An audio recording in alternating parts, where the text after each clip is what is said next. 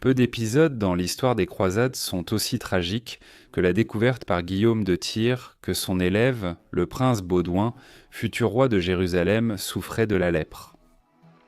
Et pourtant Baudouin IV s'est révélé être un souverain fort et très compétent qui a défendu son royaume contre son plus grand ennemi, Saladin.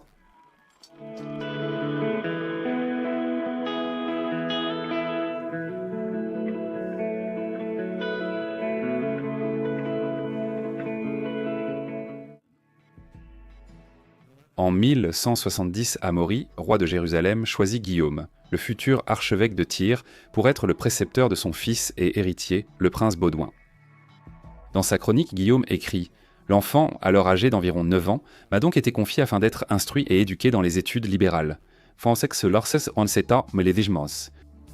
Pendant qu'il était sous ma responsabilité, je me suis consacré à mon élève royal avec une attention vigilante, et je veillais sur lui avec le soin que méritait sa haute position.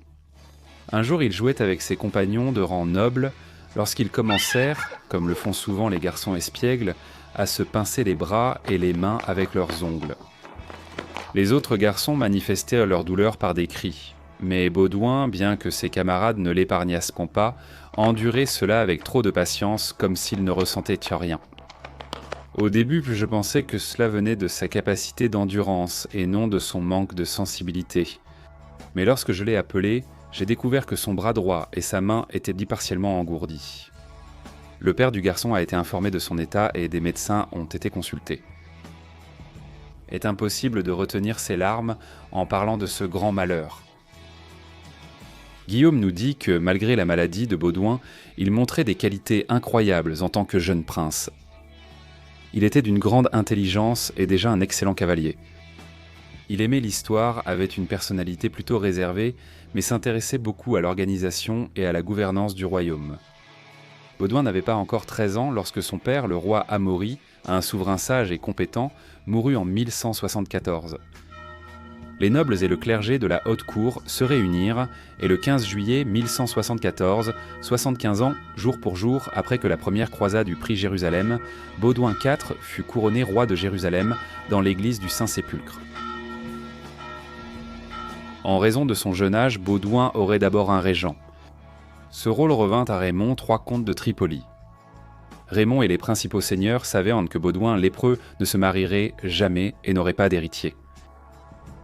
Pour résoudre la question de la succession, Raymond maria la sœur de Baudouin, la princesse Sibylle, à Guillaume Longue-Épée, marquis de Montferrat, en 1176.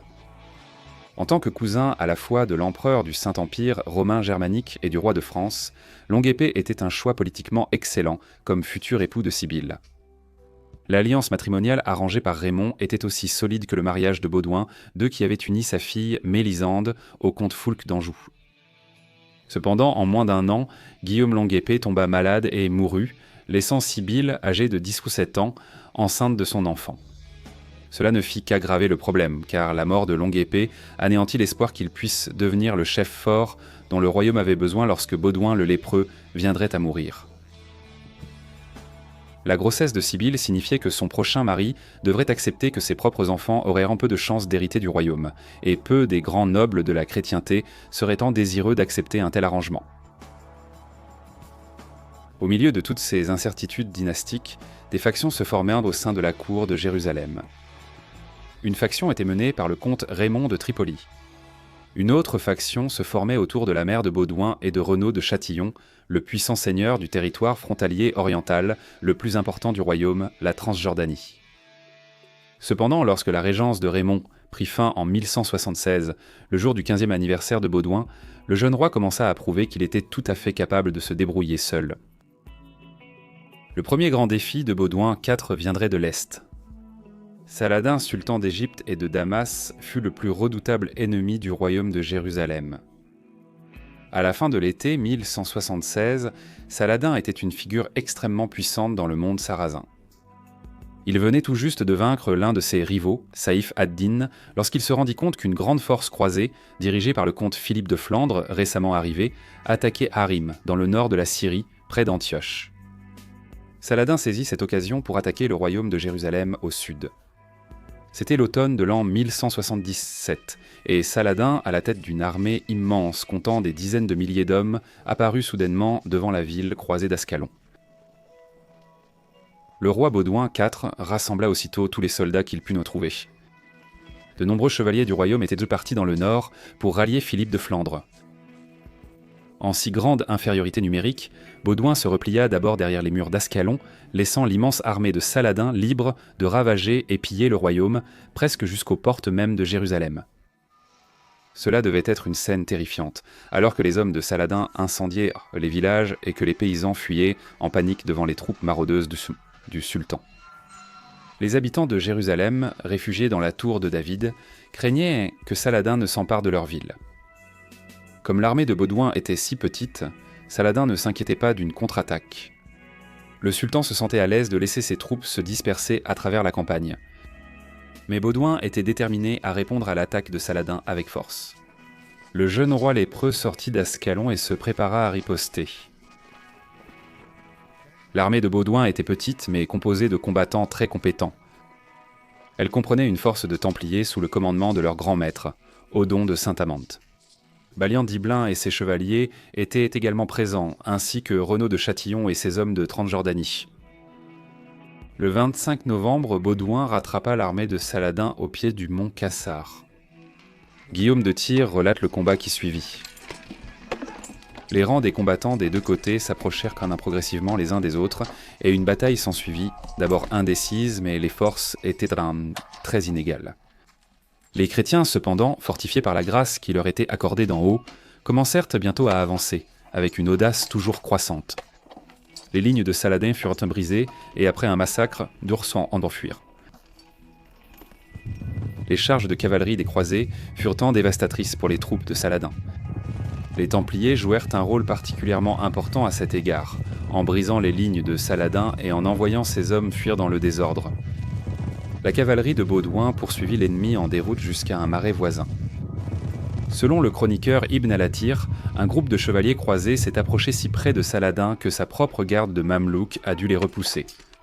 Saladin, craignant pour sa vie, s'est précipité sur un cheval de camp et s'est enfui pour se mettre en sécurité. Les chevaliers croisés pourchassèrent les Sarrasins en déroute jusqu'au crépuscule. La victoire fut totale. Saladin perdit la grande majorité de son armée et, en fait, échappa de justesse à la mort. Seul le courage de ses gardes du corps mamelouk, prêts à mourir eux-mêmes pour que leur maître puisse s'échapper, et la rapidité d'un chameau de course lui sauvèrent dans la vie. Saladin avait dangereusement sous-estimé le roi lépreux de 16 ans. Baudouin IV, malgré sa maladie, avait rassemblé une petite force mais redoutable, et les avait menés à la victoire contre un ennemi dangereux. Baudouin n'était plus seulement un roi enfant, mais désormais un roi guerrier, mis à l'épreuve et jugé prêt à relever le défi d'une invasion totale menée par l'ennemi sarrasin le plus puissant que le royaume de Jérusalem ait jamais affronté. Dans notre prochaine vidéo, la deuxième et dernière partie de cette série sur la vie du roi Baudouin IV, nous examinerons la dernière partie du règne du roi lépreux.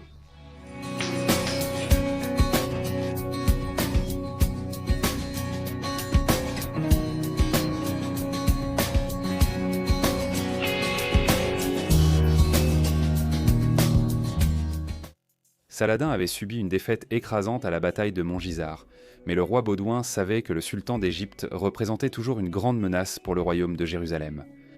Saladin contrôlait déjà fermement Damas et était déterminé à usurper la base de pouvoir des Zengides à Alep. Pour contrer la pression de Saladin sur la frontière orientale du royaume, Baudouin, en coopération avec les chevaliers du Temple, commença la construction d'un château au Gué de Jacob, sur le Jourdain, en octobre 1178. Les Templiers, avec leur château à Safed, avaient déjà une forte présence dans la région et étaient pas la force logique pour garnisonner le nouveau château. La majeure partie de la construction fut réalisée en 6 mois, pendant que Saladin assiégeait Ibn al-Muqaddam à Baalbek. En juin 1179, Saladin envahit les terres du royaume à l'est de Saïda. Le roi Baudouin rassembla son armée à Tibériade et marcha vers le nord pour arrêter le raid de Saladin. Au début, l'on savait de son ensemble, mais les forces de Saladin furent contraintes et repoussées, mais les croisés ignoraient que Saladin n'avait pas attaqué avec son armée principale. Plus tard, Saladin attaqua avec une force bien plus importante gardée en réserve, infligeant de lourdes pertes à certaines troupes croisées prises au dépourvu. Parmi les capturés se trouvait le grand maître des Templiers, Odon de Saint-Amand, l'un des héros de Montgisard. Saladin poursuivit sa victoire en attaquant et en capturant le château du fort de Jacob en août. Le sultan massacra brutalement les quelques 700 prisonniers capturés au château, mais alors que son armée se retirait vers Damas, une épidémie se propagea dans ses rangs, tuant un grand nombre des hommes de Saladin, y compris 10 de ses principaux émirs. Pour les chrétiens, c'était la vengeance de Dieu. Pendant ce temps, la lèpre de Baudouin IV empirait. Guillaume de Tyr nous dit que chaque jour, les signes de la maladie du roi s'aggravaient. Baudouin savait bien que sa propre vie ne durerait plus très longtemps, et l'urgence de la succession était au premier plan dans son esprit. Il était déterminé à organiser un mariage digne pour sa sœur, la princesse Sibylle. Au printemps de l'an 1180, il décida de marier Sibylle à Guy de Lusignan, le frère cadet du nouveau connétable du royaume, Amaury de Lusignan. Guy était un nouveau venu et plutôt inconnu, et la décision du roi fut un choc pour beaucoup. Guillaume de Tyr désapprouvait profondément le choix de Baudouin, décrivant Guy comme un homme sans le caractère ni le jugement pour gouverner. En expliquant le choix apparemment précipité de Guy par Baudouin, Guillaume affirme que le roi croyait que le comte de Tripoli, Raymond III et le prince Bohémond, III d'Antioche, avaient l'intention de le détrôner. En assurant rapidement la succession, Baudouin rendit ce coup d'État impossible. Le mariage de Guy et Sibylle a exacerbé les tensions parmi la haute noblesse. Raymond de Tripoli se retira de la cour royale pour 2 ans, tandis que la famille Ibalan était aussi mécontente du mariage. L'aîné des fils Ibalan, Baudouin de Ramla, avait apparemment été le choix de Raymond et Bohémond pour épouser Sibylle. Pendant ce temps, Guy et Sibylle devinrent le point central de la faction de la cour dirigée par la mère du roi Baudouin, Agnès, qui comprenait Renaud de Châtillon et Amaury de Lusignan. Ce factionnalisme prononcé provenait de l'incertitude et de l'urgence provoquée par la lèpre du roi. À l'été 1182, le roi Baudouin le lépreux dut à nouveau faire face à la menace d'une invasion par Saladin. Le sultan profita pleinement de sa possession à la fois de l'Égypte et de Damas. Saladin envoya un contingent depuis Damas qui captura 500 villageois près du mont Tabor. Saladin attaqua alors le royaume en Galilée. Baudouin maintint l'armée de Jérusalem face à l'avancée de Saladin. Les deux forces contemporaines se sont affrontées lors d'une bataille féroce appelée bataille du château de Belvoir. La chaleur était écrasante et beaucoup sont morts d'épuisement dû à la chaleur des deux côtés. Cependant, le roi Baudouin et les croisés vainquirent Salah ad-Din, le forçant à se retirer. Salah ad-Din termina cette campagne en lançant une escadre navale depuis l'Égypte, qu'il utilisa pour attaquer le port croisé important de Beyrouth. Le roi Baudouin réagit rapidement, rassemblant l'armée terrestre et lançant la flotte du royaume depuis Acre et Tyr. Salah ad-Din dut abandonner son attaque, sauvant ainsi Beyrouth. Salah ad-Din passa l'automne à attaquer les Zengides, ses ennemis musulmans. Profitant de l'absence de Salah ad-Din, le roi Baudouin lança des raids sur les territoires du sultan près de Damas. Le roi Baudouin avait brillamment commandé lors des difficiles campagnes de 1182, mais lui et les nobles du royaume savaient que l'immense puissance de Salah ad-Din continuerait de représenter une menace mortelle. En février, Renaud de Châtillon lança un raid contre Salah ad-Din en mer Rouge, harcelant certains des liens commerciaux vitaux du sultan. Dans un geste d'une audace remarquable, Renaud et une petite troupe transportèrent plusieurs navires en pièces détachées à travers le désert pour les lancer dans le golfe d'Aqaba. Les navires Tochédin furent divisés en 2 escadrons, l'un assiégeant Aqaba, une forteresse connue des musulmans comme la tête de la mer, tandis que l'autre menait des raids le long de la côte du Hedjaz. À Eidhab, sur la rive ouest de la mer Rouge, des marchands ont été capturés et leurs biens confisqués. Saladin fut horrifié que Renaud puisse attaquer des liens commerciaux aussi vitaux si près de la Mecque et de Médine. Il lança rapidement une flotte depuis le Caire pour réprimer la campagne de Renaud. L'amiral de Saladin, Oussam al-Din Loulou, captura et tua les hommes de Renaud à Aqaba, puis poursuivit les autres le long de la côte. Renaud et un groupe de ses hommes se replièrent, mais le reste de son contingent fut piégé dans un ravin par les forces de Oussam, après avoir été chassés de leur navire. Chaque prisonnier capturé fut exécuté, car Saladin ne voulait pas que quiconque ayant une connaissance aussi intime des ports commerciaux de la mer Rouge puisse revenir vivant au royaume de Jérusalem, où leur savoir pourrait être précieux lors d'une future campagne. Saladin a cité la campagne de Renaud en mer Rouge comme raison de son attaque contre Carac en 1183, bien qu'il faille garder à l'esprit que Saladin, engagé dans le djihad, voulait détruire le royaume de Jérusalem indépendamment des activités de Renaud. Ce même mois, le patriarche Héraclius envoya une lettre à tous les grands royaumes de l'Occident, implorant leur aide pour la défense des États croisés. Les inquiétudes des chrétiens se révélèrent non fondées, car en juin de cette année-là, Saladin finit par s'emparer d'Alep aux dépens des Zengides. Le sultan contrôlait maintenant tout le territoire autour du royaume de Jérusalem. Pendant ce temps, l'état de santé de Baudouin s'était grandement détérioré. La situation était si grave que la haute cour jugea urgent de nommer un nouveau régent à la place de Baudouin. Baudouin choisit son beau-frère Guy de Lusignan. En septembre 1183, Saladin passa à l'action suivante. Le sultan traversa le Jourdain au sud de la Galilée avec une immense armée. Les croisés étaient très près, rassemblant ce que Guillaume de Tyr décrit comme la plus grande armée du royaume de mémoire d'hommes. Sous la direction de Guy, l'armée campa là où elle était bien approvisionnée en eau. Au cours de 9 jours, il y eut de violents affrontements entre les chrétiens et l'armée ayyubide de Saladin. Par-dessus tout, Saladin voulait provoquer une bataille rangée, mais Guy refusa d'engager ses forces, maintenant une posture défensive pour limiter les mouvements de Saladin. Finalement, Saladin abandonna et se retira à Damas. Saladin avait encore été repoussé, mais le roi Baudouin était insatisfait de la performance de Guy. Le roi jugeait que Guy avait raté une opportunité d'infliger une lourde défaite à Saladin. Selon Guillaume de Tyr, Saladin avait été imprudent et s'était exposé à une catastrophe potentielle. Baudouin destitua Guy de sa fonction de régent et reprit le pouvoir directement. Seulement un mois après sa dernière attaque, Saladin frappa à nouveau, cette fois dans le territoire frontalier oriental de la Transjordanie. Saladin amena une grande armée pour assiéger la grande forteresse de Kérak, le principal château de Renaud de Châtillon. Kérak était l'une des places fortes les plus stratégiques du royaume, protégeant l'accès oriental à Jérusalem et permettant aux croisés de patrouiller les routes entre l'Égypte et Damas. Armé de la vraie croix, le roi Baudouin leva de nouveau son armée et partit pour secourir Kérak.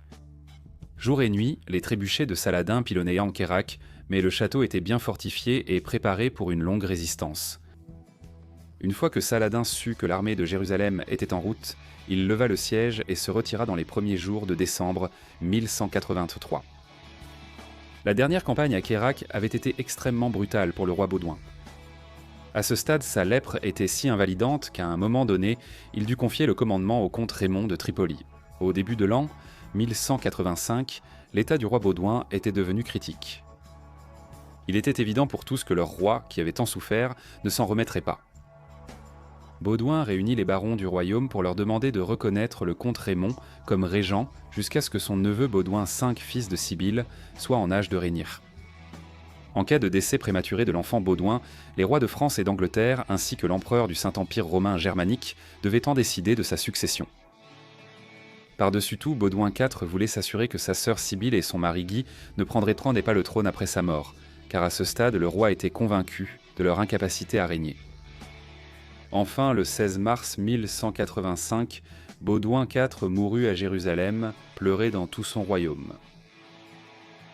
Malgré sa lèpre, Baudouin IV de Jérusalem régna avec sagesse durant les temps les plus difficiles. Pendant son règne, Saladin était au sommet de sa puissance et disposait d'énormes ressources pour menacer le royaume. Baudouin s'assura qu'à chaque attaque de Saladin, il était confronté à l'armée de Jérusalem.